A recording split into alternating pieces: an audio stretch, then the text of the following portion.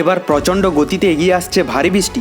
গত কয়েকদিন ধরে পরিষ্কার আকাশ থাকলেও এবার কিন্তু কালো মেঘ ঘনিয়ে আসছে বাংলার বুকে। কিন্তু ঠিক কোন এলাকায় কালো মেঘ ঘনিয়ে আসবে এবং কোন দিকেই বা ভারী বৃষ্টি হবে তা নিয়ে এই ভিডিওতে আপনাদেরকে বিস্তারিতভাবে জানিয়ে দেব। আপনি ভিডিওটি অবশ্যই শেষ পর্যন্ত দেখবেন। ভিডিওটি ভালো লাগলে একটি লাইক করবেন, আর এইরকমই লেটেস্ট ও হেল্পফুল ভিডিওগুলি সবার প্রথম দেখার জন্য আমাদের চ্যানেলটিকে সাবস্ক্রাইব করে পাশের বেল আইকনটি বাজিয়ে দেবেন। চলুন এক নজরে দেখে নেওয়া যাক। ভরা বসন্তে হঠাৎই বদলে যাচ্ছে বাংলার আবহাওয়া। আজ থেকেই রাজ্যের একাধিক জেলায় ঝড় বৃষ্টির সম্ভাবনা তৈরি হয়েছে। আবহাওয়া দপ্তর জানিয়েছে, গাঙ্গেয় পশ্চিমবঙ্গ ও উড়িষ্যার উপর একটি ঘূর্ণাবর্ত তৈরি হওয়ার ফলেই এই পরিস্থিতি। তার জেরেই দক্ষিণবঙ্গ থেকে উত্তরবঙ্গ বেশ কয়েকটি জেলায় বজ্র বিদ্যুৎ সহ বৃষ্টির পূর্বাভাস দেওয়া হয়েছে। বিশেষ করে ঝাড়গ্রাম, পূর্ব মেদিনীপুর এবং পশ্চিম মেদিনীপুর জেলায় বজ্র বিদ্যুৎ সহ হালকা থেকে মাঝারি বৃষ্টি হবে। কোথাও কোথাও 30 থেকে 40 কিলোমিটার বেগে দমকা ঝড়ো হাওয়া বইতে পারে। যদিও এই বৃষ্টির কারণে তাপমাত্রার খুব বড় পরিবর্তন হবে না। আজ কলকাতার আকাশ মূলত আংশিক মেঘলা থাকবে। দিনের বেশিরভাগ সময় গরমের অনুভূতি থাকলেও বিকেল বা সন্ধ্যের দিকে কোথাও কোথাও হালকা বৃষ্টির সম্ভাবনা উড়িয়ে দেওয়া যাচ্ছে না। পাশাপাশি উত্তরবঙ্গের পাহাড়ি এলাকাতেও আবহাওয়ার পরিবর্তনের ইঙ্গিত রয়েছে। দার্জিলিং, কালিম্পং ও জলপাইগুড়ি জেলায় বৃষ্টির সম্ভাবনা রয়েছে। এই বৃষ্টির সঙ্গে দমকা হাওয়াও বইতে পারে। সব মিলিয়ে বলাই যায়, আজ থেকে বাংলার আবহাওয়ার ছবি কিছুটা বদলাতে চলেছে।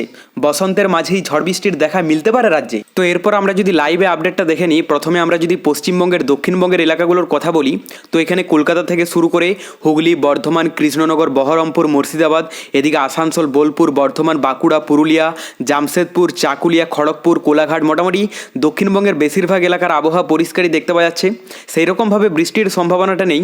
শুধুমাত্র খড়গপুরের আশেপাশের কিছু এলাকা আছে যেগুলোতে হালকা মেঘের একটা স্পট থাকবে, এবং এদিকে দীঘা, গঙ্গাসাগর এই সমস্ত সমুদ্র উপকূলবর্তী এলাকাগুলোতেও হালকা মেঘের স্পট পড়তে দেখতে পাওয়া যাচ্ছে। বাদবাকি দক্ষিণবঙ্গের বেশিরভাগ এলাকার আবহাওয়া পরিষ্কারই থাকবে। আর আমরা যদি উত্তরবঙ্গের আপডেটটা দেখে নিই, এখানে দার্জিলিং, কালিম্পং ছাড়া বাদবাকি এখানে জলপাইগুড়ি, আলিপুরদুয়ার, কোচবিহারের আকাশ কিন্তু সম্পূর্ণ পরিষ্কার থাকবে। শুধুমাত্র দার্জিলিং, কালিম্পং, কার্শিয়ংয়ে হালকা মেঘলা আকাশ থাকবে এবং কিছুটা হালকা বৃষ্টিরও সম্ভাবনা রয়েছে। বাংলাদেশের কথা বলতে গেলে সমুদ্র উপকূলবর্তী এলাকা এবং ভিতরের এলাকার মধ্যে বেশিরভাগ এলাকার আবহাওয়া পরিষ্কারই থাকবে। শুধুমাত্র সিলেটের আশেপাশের কিছু এলাকা আছে যেগুলোতে মেঘলা আকাশ থাকবে এবং বৃষ্টির সম্ভাবনাও রয়েছে। তার মধ্যে এখানে সিলেট, সুনামগঞ্জ বিশেষভাবে প্রভাব পড়বে। আর এদিকে সমুদ্র উপকূলবর্তী এলাকার মধ্যে বরিশাল, বরগুনা, খুলনা আছে যেগুলোতে হালকা মেঘলা আকাশ থাকবে। উপরের দিকে যদি কথা বলা যায়, রংপুর, জয়পুরহাট, রাজশাহী এই সমস্ত এলাকাগুলোতেও কিন্তু হালকা মেঘলা আকাশ দেখতে পাওয়া যাচ্ছে। ভিতরের এলাকার মধ্যে পঞ্চগড়, ঠাকুরগাঁও, দিনাজপুর, বালুরঘাট এগুলোতে কিন্তু হালকা মেঘলা আকাশ থাকতে পারে, পরিমাণে অনেকটাই কম।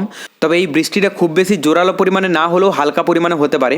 আমরা দুপুরের দিকে যদি আপডেটটা দেখে নিই, দুপুরের দিকের মধ্যে খুব একটা চেঞ্জেস দেখতে পাওয়া যাচ্ছে না। মোটামুটি সকালের মতোই থাকবে। বিক্ষিপ্ত এলাকা জুড়ে হালকা মেঘলা আকাশ থাকবে এবং বৃষ্টির সম্ভাবনা রয়েছে।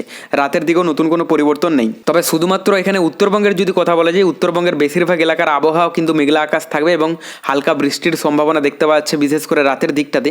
দেখুন, এই মুহূর্তে আমরা যদি বঙ্গোপসাগরের আপডেটটা দেখি, এই মুহূর্তে বঙ্গোপসাগরে নতুন কোনো দুর্যোগ বা সিস্টেম নেই, যার প্রভাবে পশ্চিমবঙ্গ, বাংলাদেশে কিন্তু সেই রকমভাবে ইফেক্ট পড়তে দেখতে পাওয়া যাচ্ছে না। পরবর্তীতে নতুন কোনো দুর্যোগ বা সিস্টেমের আভাস পেলে অবশ্যই আপনাদেরকে লাইভে জানিয়ে দেবো। তার জন্য চ্যানেলটিকে সাবস্ক্রাইব করে রাখতে ভুলবেন না।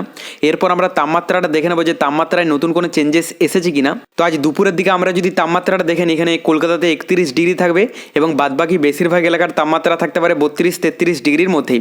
পাশাপাশি আমরা যদি উত্তরবঙ্গের আপডেটটা দেখে নিই, এখানে মোটামুটি দার্জিলিংয়ে 20 ডিগ্রিতে চলে যাবে। পাশাপাশি এখানে কালিম্পং, কার্শিয়ংও 21 থেকে 23 ডিগ্রি থাকবে। আর এদিকে জলপাইগুড়ি, আলিপুরদুয়ার, কোচবিহারের তাপমাত্রা থাকতে পারে 27 থেকে 28 ডিগ্রির মধ্যে। বাংলাদেশের কথা বলতে গেলে সমুদ্র উপকূলবর্তী এলাকা এবং ভিতরের এলাকার মধ্যে অধিকাংশ এলাকার তাপমাত্রা থাকতে পারে 29 ডিগ্রি থেকে শুরু করে 30-31 ডিগ্রি পর্যন্ত। তবে সব থেকে বেশি থাকবে ঢাকাতে 32 ডিগ্রি সেলসিয়াস। তো এরপর আমরা রাতের দিকে তাপমাত্রাটা দেখে নেব, কারণ রাতের দিকে এখনও পর্যন্ত পশ্চিমবঙ্গ সহ বাংলাদেশের অনেক এলাকা আছে যেগুলোতে হালকা ঠান্ডা ভাব থাকছে। তো এখানে কলকাতাতে 25 ডিগ্রি থাকবে এবং বাদবাকি দক্ষিণবঙ্গের বেশিরভাগ এলাকার তাপমাত্রা থাকতে পারে 23-24 ডিগ্রির মধ্যে। পাশাপাশি উত্তরবঙ্গের মধ্যে যা দেখতে পাওয়া যাচ্ছে, এখানে দার্জিলিংয়ে 15 ডিগ্রি থাকবে। আর এদিকে কালিম্পং, কার্শিয়ংয়ে 16 থেকে 17 ডিগ্রি দেখতে পাওয়া যাচ্ছে। জলপাইগুড়ি, আলিপুরদুয়ার, কোচবিহারের তাপমাত্রা থাকতে পারে 21 থেকে 23 ডিগ্রির মধ্যে। বাংলাদেশের কথা বলতে গেলে সমুদ্র উপকূলবর্তী এলাকা এবং ভিতরের এলাকার মধ্যে অধিকাংশ এলাকার তাপমাত্রা থাকতে পারে 22 ডিগ্রি থেকে শুরু করে 23-24 ডিগ্রি পর্যন্ত। তবে ঢাকাতে সব থেকে বেশি থাকবে 25 ডিগ্রি সেলসিয়াস এবং রংপুরে সব থেকে কম থাকবে 22 ডিগ্রি। পরবর্তীতে বঙ্গোপসাগরে নতুন কোনো দুর্যোগের আভাস পেলে অবশ্যই আপনাদেরকে লাইভে জানিয়ে দেবো। তার জন্য চ্যানেলটিকে সাবস্ক্রাইব করে রাখতে ভুলবেন না।